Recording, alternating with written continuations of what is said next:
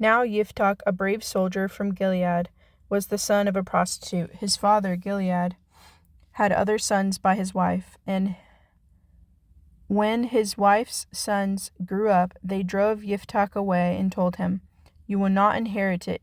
You will not inherit from our father, because you are another woman's son." Then Yiftach fled from his brothers and lived in the territory of Tov, where he enlisted a gang of rowdies who would go out raiding with him. After a while, the people of Ammon made war against Israel. When the army of Ammon attacked Israel, the leaders of Gilead went to fetch Yiftach from the territory of Tov, and said to him, "Come and be our chief, so that we can fight the army of Ammon." Yiftach answered the leaders of Gilead, "Didn't you hate me so much that you forced me out of my father's house? Why are you coming to me now and when you're in trouble?"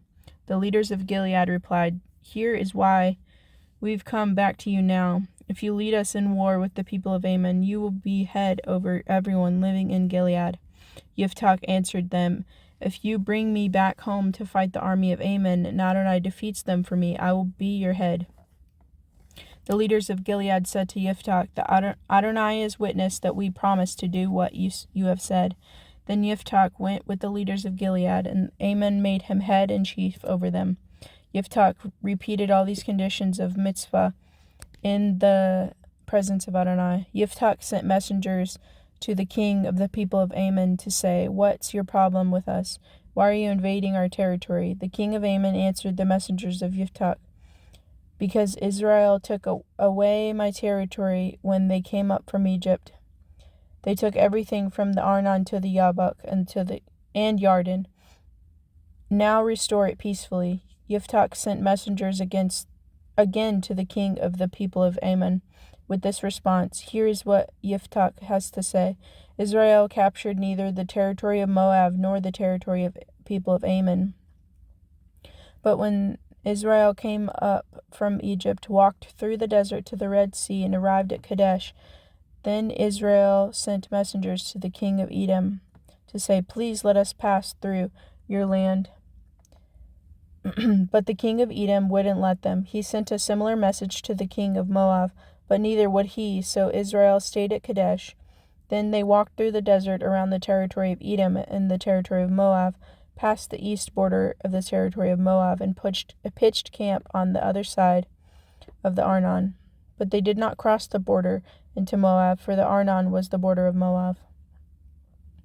Israel sent messengers to Sihon, king of the Amorite and king of Heshbon, with his message, "Please let us pass through your land to our own place."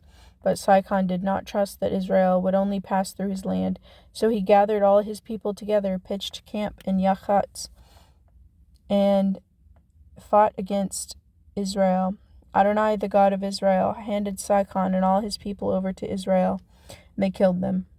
Then Israel possessed all the territory of the Amorite who lived there. They took possession of all the territory of the Amorite, from the Arnon to the Yabok, from the desert to the Yarden. Now that Adonai, the God of Israel, has expelled the Amorite before his people, Israel, do you think that he will expel us? That you will expel us? You should keep the territory from your God Kamosh has given you, while we, for our part, will hold on whatever Adonai has our God has given us of the lands that belong to others before us. Really, are you better than Balak the son of Zippor, king of Moab?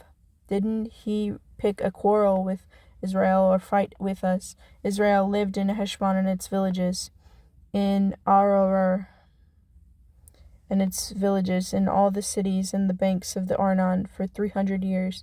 Why didn't you take them back during that time? No, I have done you no wrong, but you are doing me wrong to war against me. May Adonai the judge be judged today between the people of Israel and the people of Ammon." But the king of the people of Ammon paid no attention to the message Yiftach sent him. Then the spirit of Adonai came upon Yiftach, and he passed through Gilead and Manasseh, on through Mizpah of Gilead, and from there over to the people of Ammon.